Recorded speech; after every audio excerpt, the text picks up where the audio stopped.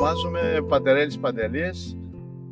Εκπροσωπώ τον ηνοφόρο της Λέσβου και βρισκόμαστε μέσα στον καινούριο αμπελώνα του ηνοφόρου, που είναι ένας αμπελώνας ο οποίος έγινε πρόσφατα.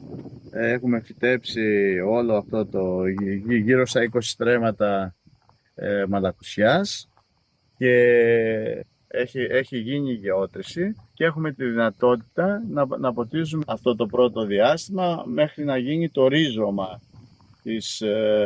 του φυτού. Για το τεχνικό μέρος τώρα του ποτίσματος θα σας μιλήσει ο ειδικός. Γεια σας, ονομάζομαι Ματζόρος Παναγιώτης, είμαι μηχανολόγος μηχανικός και κλείθηκε η εταιρεία μου εδώ πέρα για να διαχειριστούμε τους υδάτινους σπόρους που είναι δύσκολοι στην περιοχή εδώ πέρα για την φύτευση του συγκεκριμένου αμπελώνα. Η όλη μελέτη βασίστηκε στην οικονομία του νερού και στο ότι ενδέχεται κάποιες στιγμές να μην έχουμε την ποσότητα του νερού που χρειάζεται για να ποτιστεί αυτός και ο μελλοντικός αμπελώνας. Γι' αυτό δημιουργήσαμε πέραν των υπογείων υδάτων και επίγειες δεξαμενές αρκετά μεγάλες για να φτάνουν για το πότισμα όλου του κτήματος. Τα νερά της γεώτρησης δεν είναι πάντα πολύ καθαρά. Έχουν φερτά υλικά, τα οποία γεμίζουν τα μπέκ. Άρα ουσιαστικά αφήνουμε το νερό να ηρεμήσει, να κατασταλάξει μέσα στις δεξαμενές και ποτίζουμε από εκεί. Όταν έχεις κάνει μια σωστή μελέτη, δεν υπάρχουν ιδιαίτερες δυσκολίες. Με αυτόν τον τρόπο της άρδευσης, της τάγμιν άρδευσης, μπορούμε να εξοικονομήσουμε 60 με 70% του νερού.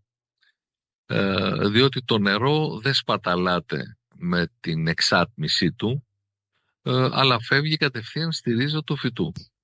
Η οικονομία, εκτός από τον τρόπο ποτίσματος του στάχδιν, βασίζεται και στην έρευνα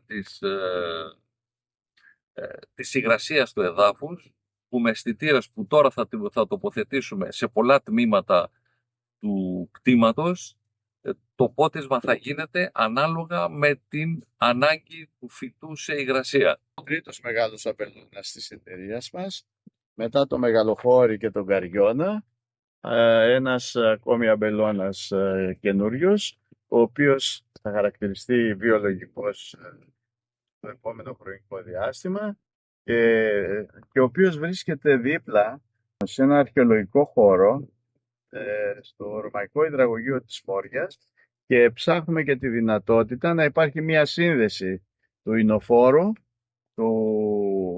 του αμπελώνα και του μνημείου.